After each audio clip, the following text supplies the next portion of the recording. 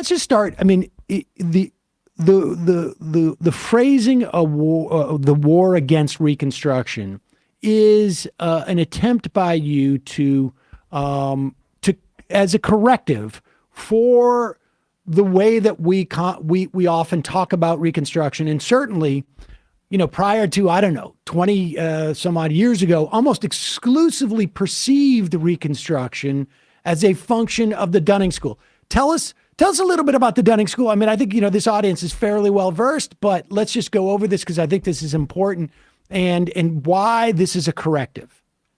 Well, what the Dunning School essentially does is takes up the argument made by ex-Confederates after they overthrew Reconstruction. And what they said is that Reconstruction failed. And the sort of larger part of that story is that they said, they were unfairly punished for starting the war.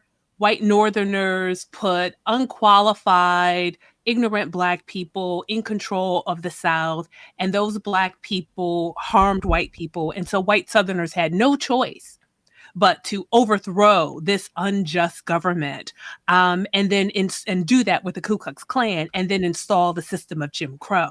So that's the narrative that ex-Confederates created. And the Dunning School essentially turns that into, or plays a role in helping that become like the major narrative, the major propaganda of U.S. history after the Civil War. And so what I wanted to do was I understood that that was the narrative that people got. I understood that that was the story that some historians are telling, or it's part of a shorthand that historians are using even today. But those historians who are using that narrative of failure today, what they mean when you press them on it, they mean the federal government failed to protect African Americans' rights. But if they're not explicit when they say Reconstruction failed, then the larger public is filling in the gaps with that narrative from Reconstruction. And they believe that civil rights, equality, the vote, et cetera, were wasted on Black people. And I should just say, the Dunning School came out of Columbia.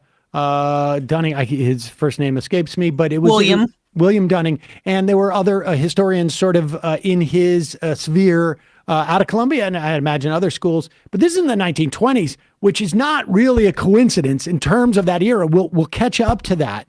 But I have to say that, over the past, 6, 7, 8 years, on this program, I've come to understand Reconstruction in a way that I barely even heard about it in high school. I mean, it really was not even, I don't even know if I actually ever heard about it in high school.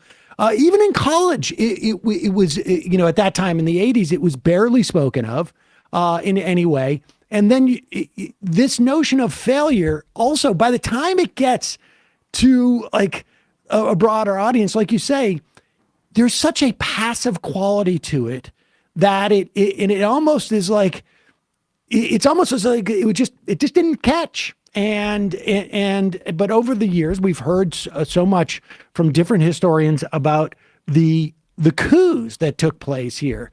What you've done is actually gone in and found the records of families' testimony, so that it takes it right down to sort of like where the rubber meets the road with these things.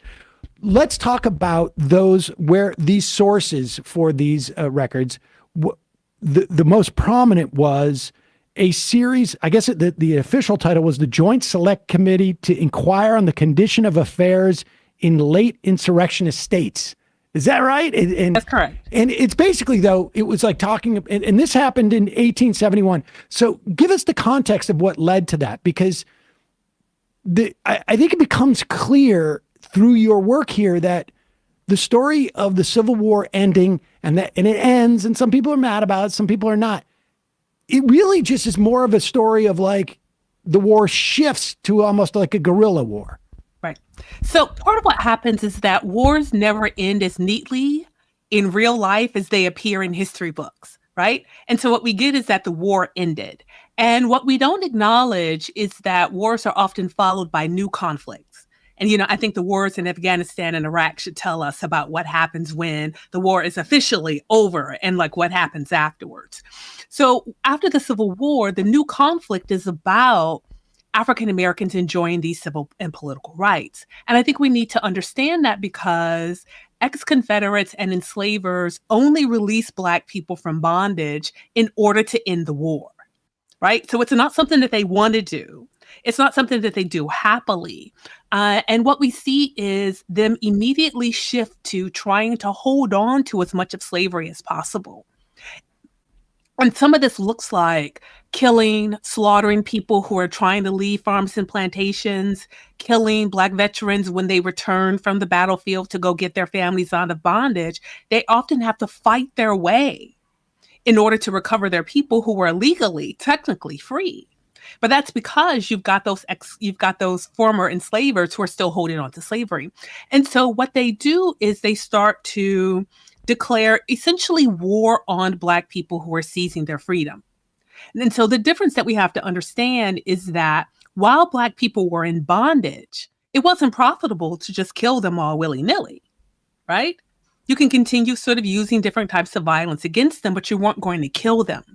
In an era where they're legally free, they have rights, and they're acting on those rights, you can turn on them and massacre them at will. And so that's part of what we see in terms of that war that I argue follows the Civil War. And what we have are African Americans reporting this violence to Army officials, to the Freedmen's Bureau. They're writing members of Congress. They're contacting the president. They're like letting their state officials know. They're reporting it to anyone who would listen. And these dispatches continue making their way up the chain of command. And eventually, you get members of Congress who say, we need to look at what's happening here. Even the generals are reporting that there's a lot of violence going on. And so what Congress decides is to form a joint select committee to investigate what was happening, to investigate these claims. And that's how you get this testimony. You've got about a dozen or so lawmakers from both chambers of Congress who head to these spots in the South, and they hear testimonies from elected officials, law enforcement, accused perpetrators, and their victims.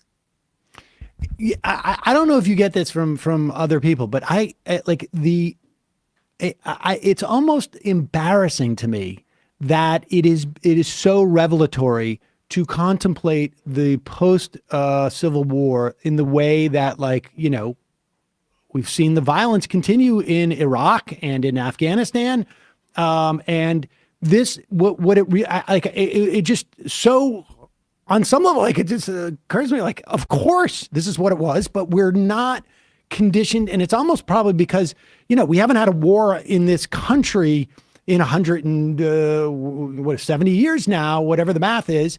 And, there's not a lot of people around who can tell that story.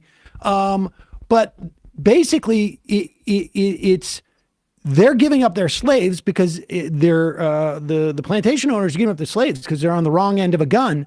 But then because we don't occupy, by we, I mean the Union Army does not occupy the South, they take their guns and they go home, and then they're like, okay. And I got to imagine too that the assassination of Abraham Lincoln gave a hope of you know what? This ain't over yet. We can turn this around. So this wasn't just acting out. It was we have a new agenda here and we can get back to where we were. Exactly. And having President Johnson succeed Abraham Lincoln, they essentially, the former enslaving class, they say he's one of ours. He's a former enslaver himself. He was. Right? Yeah. He's one of our people. And his moves initially, when he comes into power, makes clear that there's going to be no consequence for secession, that they're going to get their land back.